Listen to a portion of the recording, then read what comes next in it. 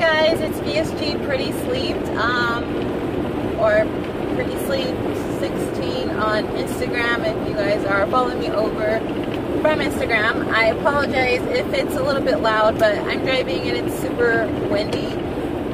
Sorry again to those people who do not like driving videos or people recording while they're driving, but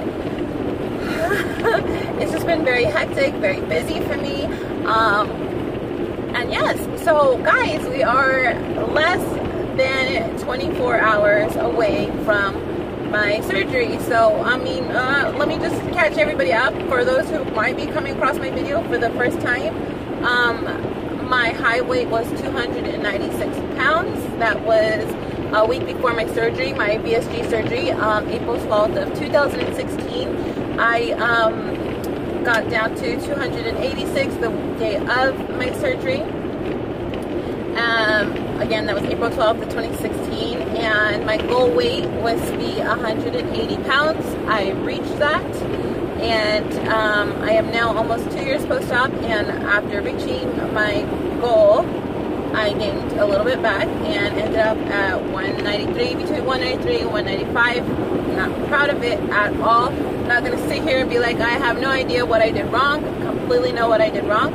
I've been dealing with a whole lot of stress in my life, and just a lot going on. I told you guys that in another video before, and I just allowed the stress just to overpower my hard work, and it just got out of hand.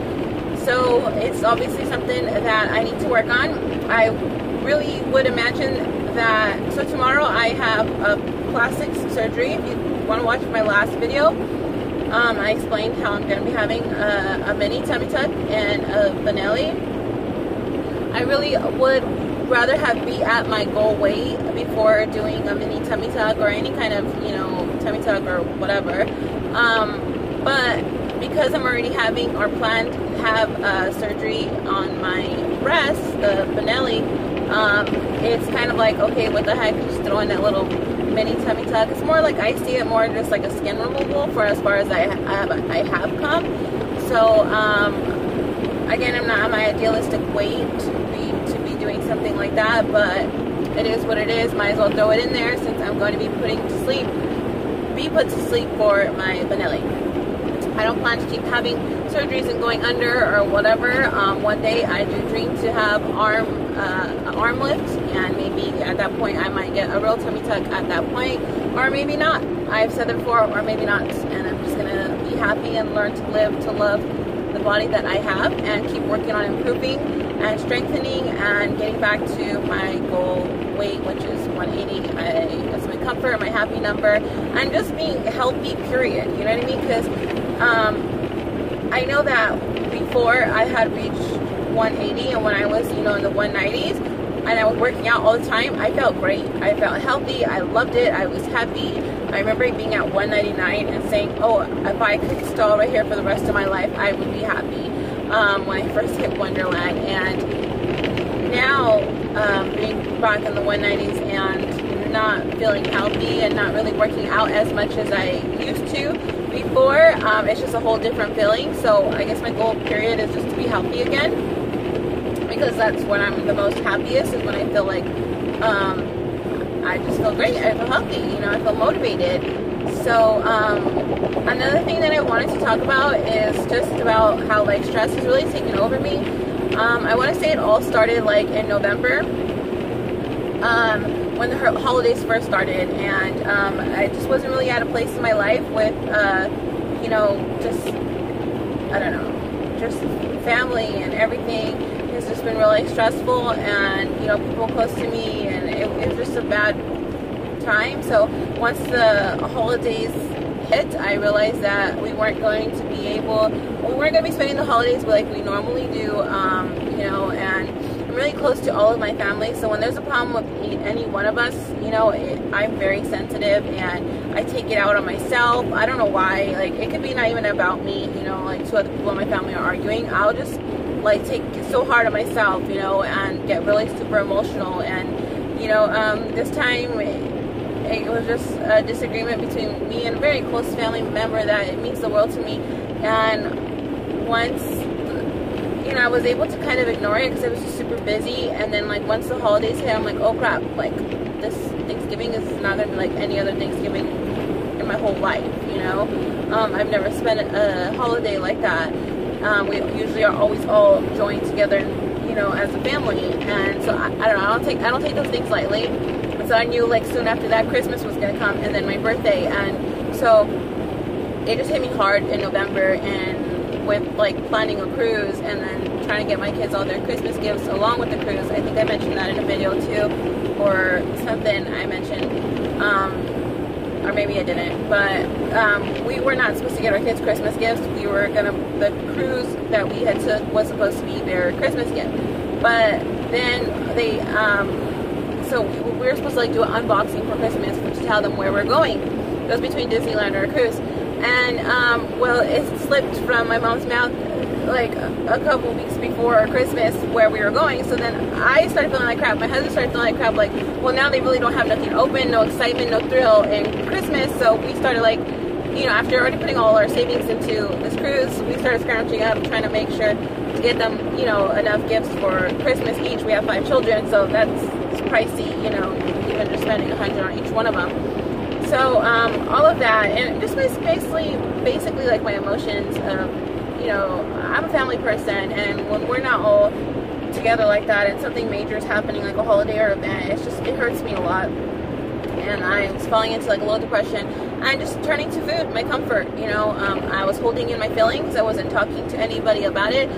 I wasn't really expressing my stress or my pain, and I turned to what I know what to do most and sheltered myself with just eating. And I wouldn't really say like I eat completely disgusting or nasty or like, you know, horrible, but it's just not what the diet that I had been following, you know, or on the track that I've been on for, you know, almost 2 years now, or a year and a half. I don't know, April it'll be 2 years. I'm 2 months shy of my 2-year search anniversary. Oh my god. So obviously when you switch things up, you're going to see results. And if you switch things up in a bad way, then it's going to be bad results, you know. So again, I don't eat all crazy or whatever, but it's just, yeah, completely different, off track of what I was, how I've been living, you know, eating really clean. So again, with the stress, I am a worry person. I stress out a lot. I have anxiety, and I hate labels. I really freaking do. I spend my whole life trying to fight them and deal with them on my own, and try to like fix things on my own, and then I stress myself out even more, and I've been having like panic attacks just more frequently. And then in December, one day I'm like, what was I doing? I was walking inside the house, and I had my hair half up, half down, and then my son's like, Mom, you're going bald, you're getting old, you know, he's 8, he doesn't know what he's saying. And I'm like, no, I'm not, stop lying. And he's like, no, you have a bald spot on your head. And I'm like, no, I don't. So I ran to the restroom, and there was like a circle this big of a patch of hair missing on my freaking head, and oh my god, that freaked me out, and I didn't know what to do, and I was scared, and I was crying in the room all night, putting myself to sleep, because I mean, something similar happened to a cousin of mine, so I kind of knew it was caused like or induced by stress, and I knew I was under a heavy amount of stress during the time, so I kind of like put 2 and 2 together, but I wasn't really sure, so I was just freaking out and scared and crying. And then I reached out to a friend who's like in the medical field, and I sent her a picture of it, and she was like, yeah, you should look up alopecia, you know, it looks like that to me, and have you been under a lot of stress or really just unhappy? And I told her yes, and she's like, well, that's, you know, the cause of it. I wanted to go to the doctor, but again, because I don't like the whole, you know, I don't want somebody to put me on medications and stuff like that. I have always told myself I don't want to live on medications. I want to be the best me that I can be for my children. I want to be really aware. I don't want to be checked out or anything like that. Maybe I'm not, you know, maybe I don't know enough about these medications or how much they've advanced, but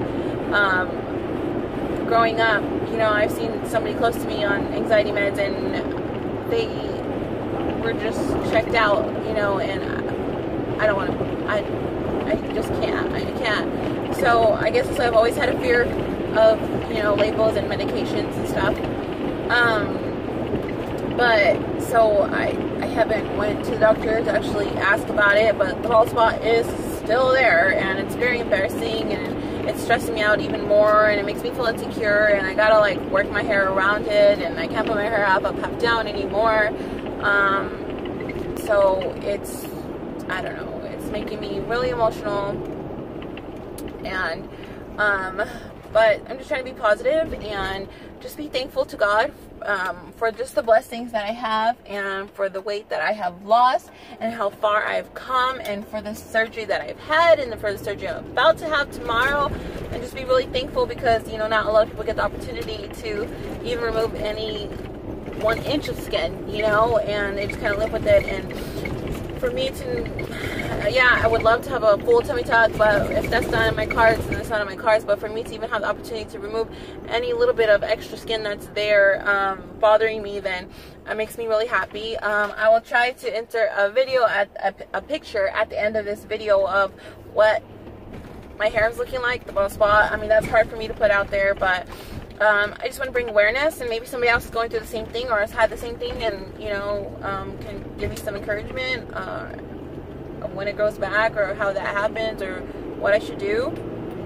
And also, I don't know, I was gonna insert a picture of like what my skin is looking like now, or like my stomach looks like now, but I will probably, when I do an update video when I wake up and you know, I'm able to take my garments off or whatever, I will do an update. I'll probably insert like a before and after in there of what my skin was like before the mini tummy tuck, and how it is after, and how it's healing after. And I'll try to keep updates in that. I know I had somebody comment and be like, oh, you mentioned your boobs, you know, a few times, but you haven't showed us. Like, can you show us, you know, so we can see what the difference is. And you know, I'm a really open person with my body. Like, I'm not like, I mean, like, even when I was bigger, like, I'm like a free bird, you know, like, I don't know, I'm just not so, like, I don't know what to call it.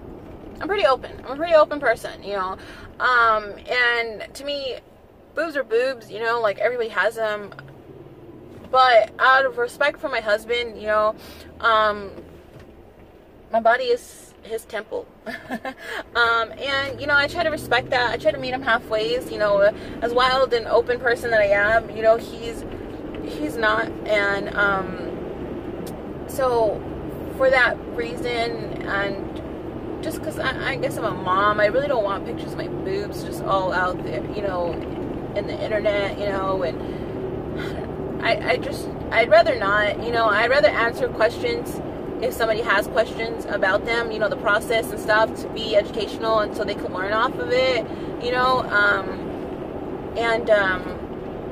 That's how I would like to help when it comes to breast augmentation. But like, there's so many girls out there who are okay with showing them, and are in bikini tops, like, look what's going on here, you know, and look at the difference, and you know, loud and proud, and you know, that's good for them, you know, that I'm not knocking them at all. You know, that's helpful, you know, to some people who are curious what it looks like and stuff like that. So I just don't think it would help just to have, like, it's make more difference to have me do it too, you know. I've already seen like when I go down my news feed on Instagram, like most of them was like a lot of girls undressed, you know, because they're showing off their loose skin, or you know, their post surgery, plastic surgery and stuff. So I mean, there's already so many people out there who are showing, you know, their boobs and stuff. I just would rather just really be helpful to answer questions that you guys have, rather than just throwing my boobs out there. But I will very much try to show you guys before and after of the mini tummy tuck and stuff like that. So that's it. Pray for me, please, and all the prayers, all the love. I would really appreciate it. I'm very nervous about tomorrow. You know, it's going to be a bigger surgery, being cut open like that. So, please pray for me. Have a good day, and I love all of you guys, and thank you so much for all your support and your love.